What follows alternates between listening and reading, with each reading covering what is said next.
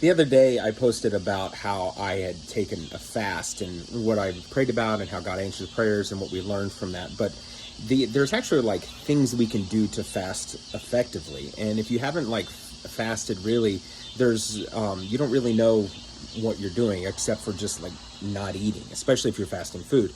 The key here is that when you are fasting is that that time that you would normally spend doing that activity, most of the time that is eating, is that you would spend that time with God. And so for me, what I did is I did a 24-hour fast. And so I had dinner. I looked at the time when I finished dinner the night before, and then the next morning when it was time for breakfast, I didn't have breakfast, but I took that 30 minutes I would eat for breakfast and I took that time in prayer.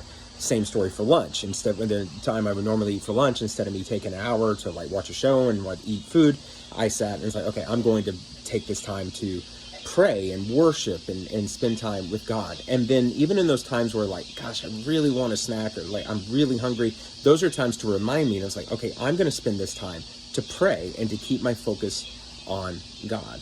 And so what we do in this instance is that we're actually taking this time as like, God, I am sacrificing this time, this thing that I need for my body. I'm taking that and I'm putting it aside to spend time on you. And that's really what it means to fast, is that we're sacrificing or putting that time. And if we're intentional about that time, then we will be a much more successful time of fasting.